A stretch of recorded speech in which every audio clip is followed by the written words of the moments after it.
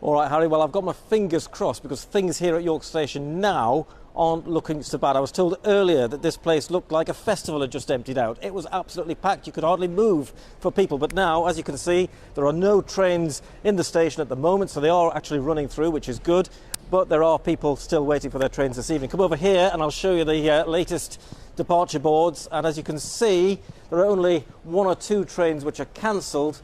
A few are delayed, but some are also on time, which is good news. Let's talk now to Nick Sandham from Network Rail, who's really had to be one of the people dealing with this crisis today, because this has been a bit of a crisis for you, hasn't it? In a way it has, yeah, but obviously we've had teams at the stations and working with the train operators to really handle the incident today, and also our incident teams in the control centre, and working with those train operations teams to get signalling back working as soon as possible. Kathy Killick mentioned in her report this signalling centre. Now, have you got all your eggs in one basket with this centre? Because in the past you'd have had little signals all over the country, wouldn't you? But now it's all in one place, so when something goes wrong, it goes spectacularly wrong.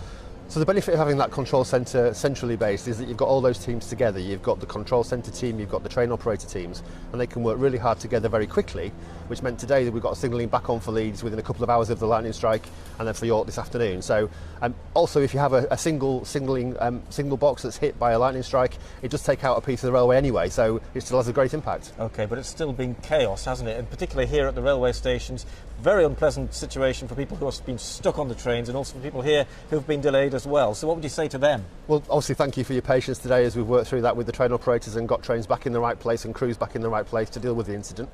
Obviously we're working hard now to get that fixed for tomorrow to make sure those trains are in the right place so services can start early tomorrow morning. What could you tell us about the very latest situation? How are things now as we speak? So the latest is that the signalling is now fixed, so the issues that we had from the lightning strike this morning, both in Leeds and York, are now back on track. Obviously now it's a case of getting those trains back into York, back into Leeds and back further north as well, to make sure people, trains and crews are in the right place for tomorrow. And of course people will be wondering about the weekend because people will have plans. It's also the holiday period, of course. Yeah. So what would you say to them? Please check before you travel, National Rail Inquiries or the train operator websites, and please have a look and make sure you do check what your train is doing before you leave. Have you learned any lessons from today? Because this has been pretty bad, hasn't it? I think one of the main lessons is that those teams that are co-located in the control centre can work really well together, and getting the signalling back within an hour or two of the incident has really helped today.